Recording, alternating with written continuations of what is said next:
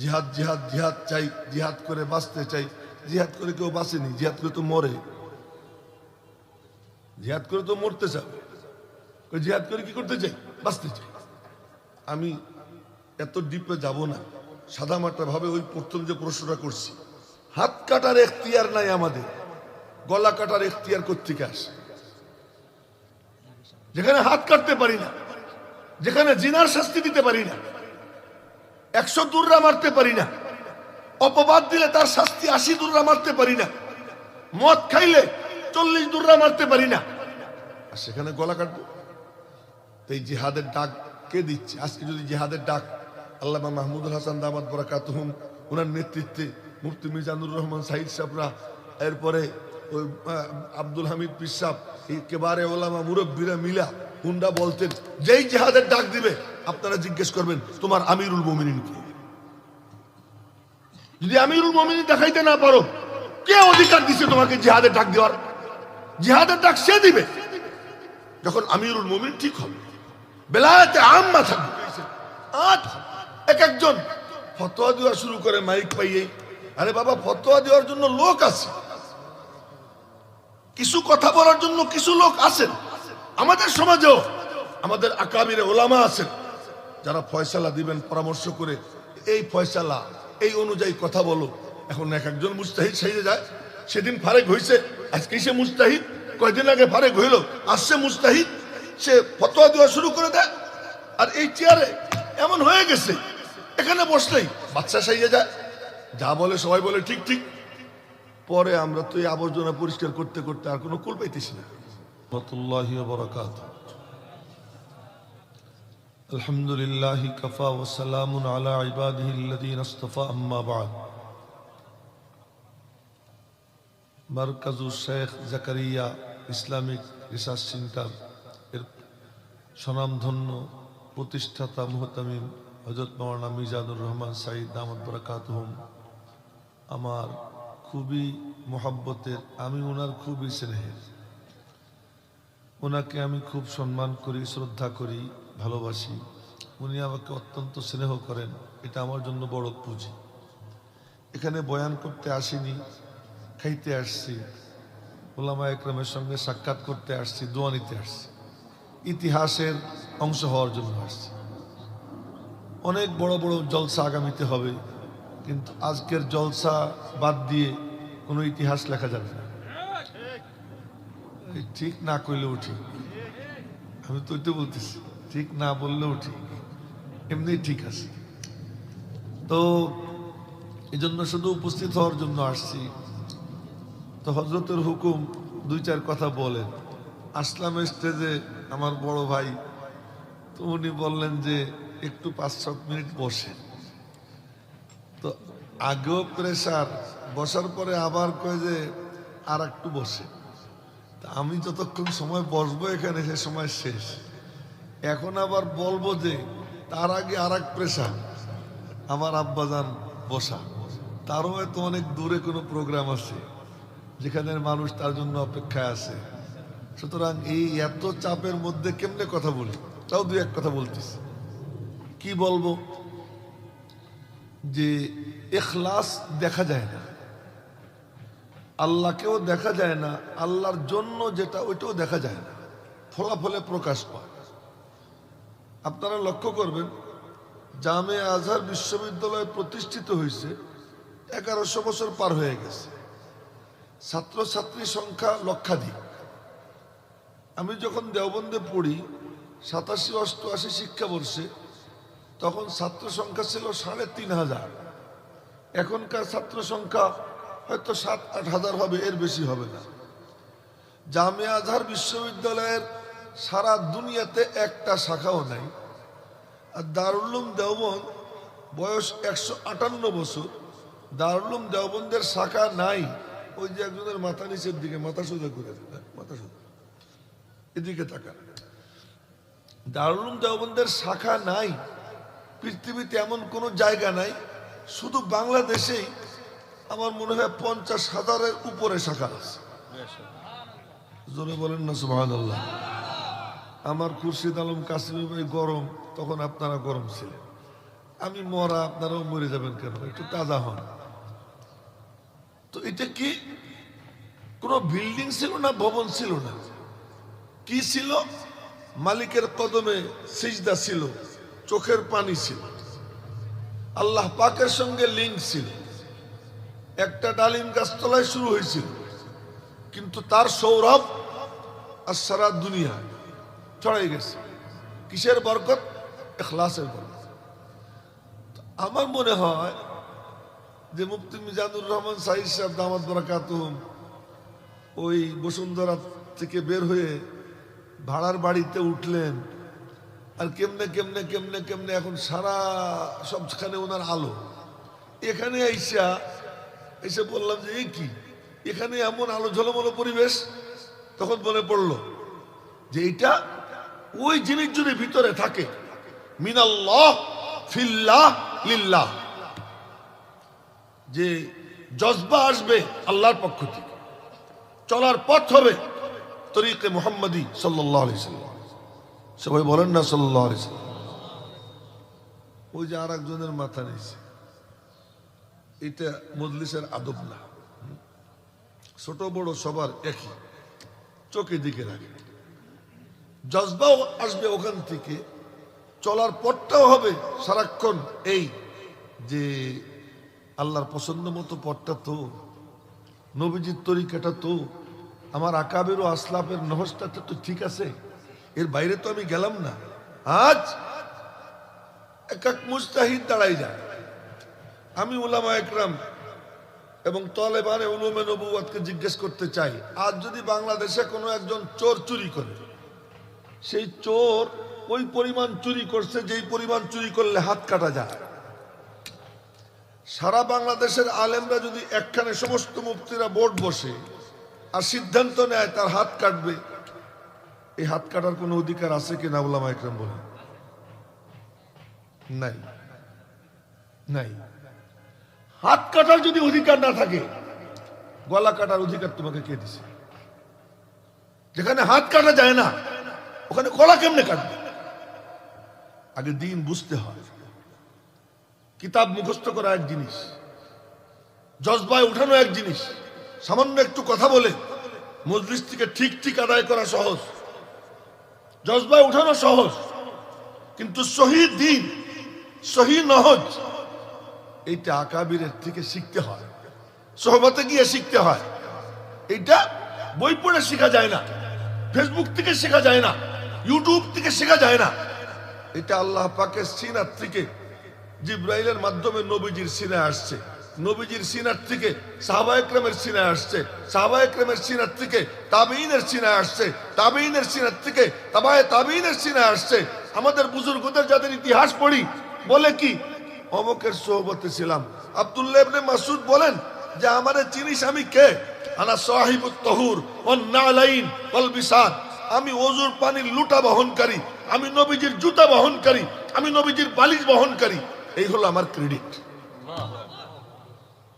Credit এইটা যে আমি অমুকের জুতা বইছি, আমি পিছে পিছে ঘুরছি। মনে রাখবেন এই আব্দুল্লাহ ইবনে মাসউদ রাদিয়াল্লাহু তাআলা আনহু নবীজির কাছে কত দামি ছিলেন। সুবহানাল্লাহ, সুবহানাল্লাহ। নবীজি ওনাকে লাইসেন্স দিয়ে দিয়েছেন, ইজনুকা আন তারফাল হিজাব ওয়া আন তাসমা সিওয়াদি হাত্তা আনহাকা। আবু বকর দরজায় গিয়ে দাঁড়াইয়া সালাম দেয়, আসসালামু আলাইকুম ইয়া রাসূলুল্লাহ, আদখুল, আসতে পারি? নবীজি বললে পরে ঢুকেন, নইলে না। ওমরও শ্বশুর গিয়ে দরজায় সালাম দেন, আসতে পারি? অনুমতি মিললে ঢুকেন, নইলে ঢুকেন না। সবারই এক। ইবনে মাসউদ গিয়ে ঠাস করে ঢুকে যায়। সাহাবীরা কয় আমরা মনে করছি উনি নবীজির পরিবারের সদস্য, নবীজির পরিবারের সদস্য।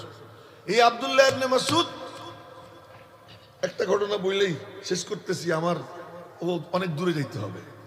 যে নবীজি বললেন আমার একটা মিসওয়াক দরকার, কেন মিসওয়াক ভেঙে যাও। উনি ছিলেন হ্যাংলা পাতলা, খাটো। আসমাউর রিজালের কিতাবে ওনার যে অঙ্গ আঙ্গিক ষষ্ঠ একদম চিকনা, মনে করেন এ আমার হাতের কবজির মতো ওনার রান। তো রান যদি হয় হাতের কবজির মতো, তাহলে পায়ের গোসা হবে কেমন? পায়ের গোসাটা কেমন হবে? তো উনি আর এক গাছে উঠছেন মিসওয়াক ভাঙার জন্য। সবচেয়ে উন্নত মিসওয়াক হলো আরাক গাছের মিসওয়াক। তো আরাক গাছে উঠছেন, তো আরাক গাছের ডাল ভাঙার জন্য এক ডালে বসছেন, ওনার পা দুইখান ঝুলতেছে।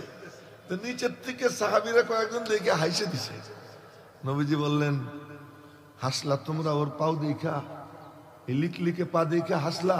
জানো ওর এক এক পায়ের দাম কত?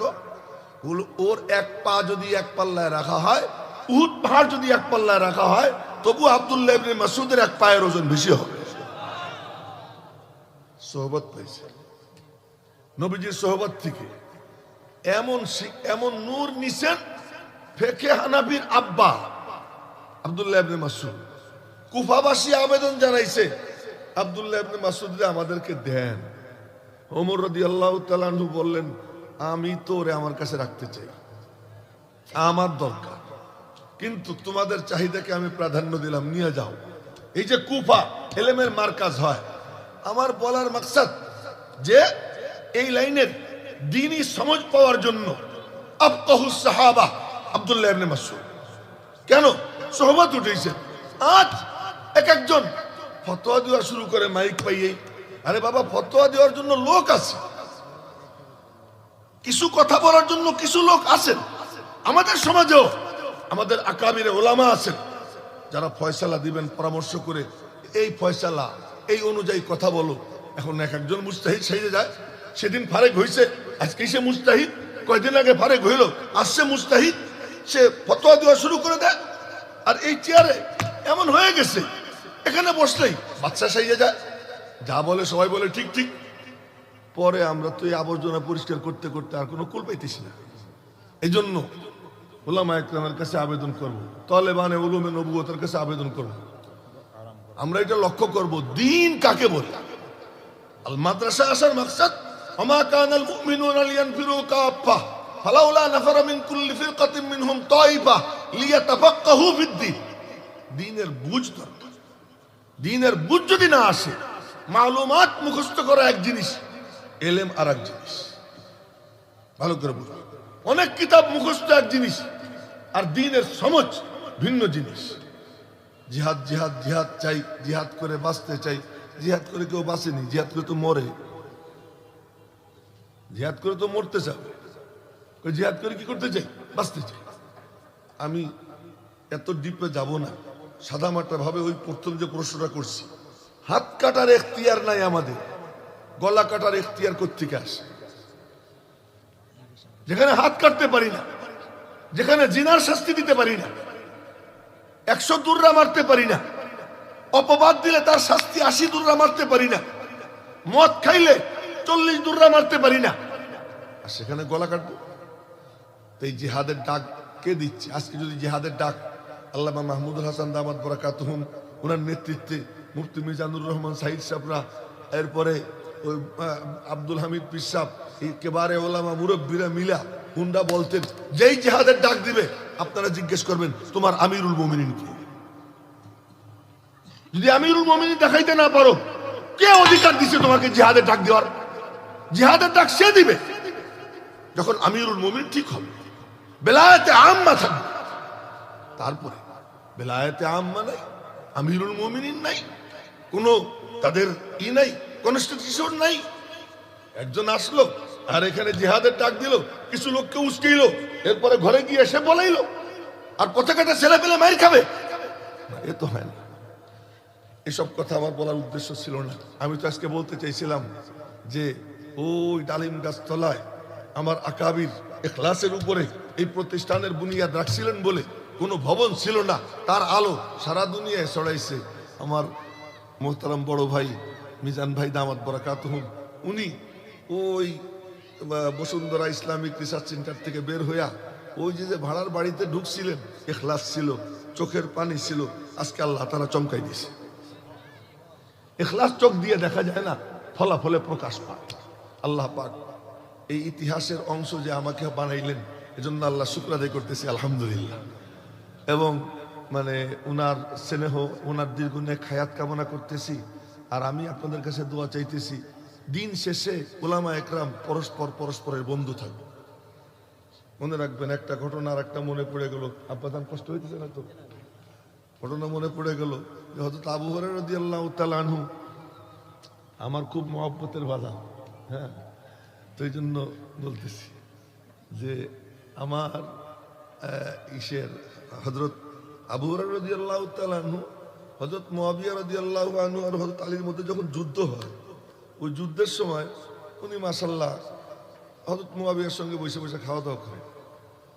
নামাজের টাইম হলে আর পাওয়া যায় না, নামাজের টাইম হলে পাওয়া যায়, আবার খাওয়ার টাইম হলে ওনার পাওয়া যায়। একদিন, 2 দিন, 3 দিন, কয়েকদিন যাওয়ার পরে হযরত মুআবিয়া জিজ্ঞেস করতেছেন, আবু হুরায়রা, জি হযরত, খাওয়ার সময় দেখি নামাজের টাইমে কই থাকেন?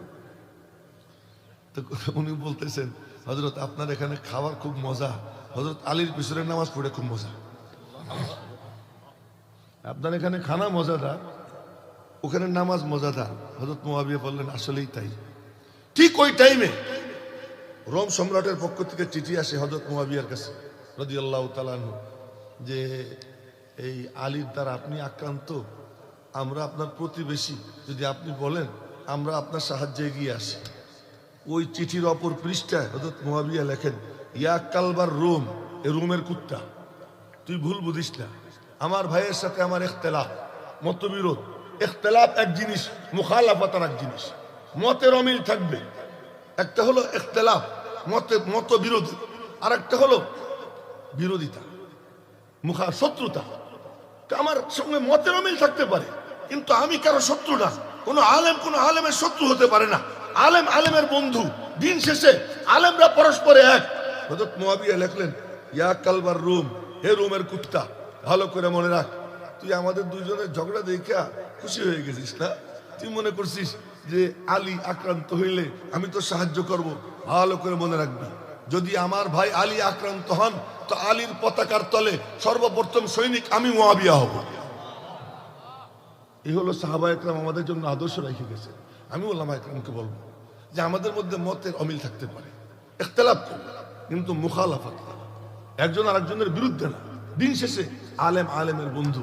আল্লাহ পাক বিক্ষিপ্ত কয়েকটা কথা আমাকে এবং আপনাদেরকে বুঝবার তৌফিক দান করেন। ওমা আলাইনা ইল্লাল বালাগ। আসসালামু আলাইকুম ওয়া রাহমাতুল্লাহি ওয়া বারাকাতুহু।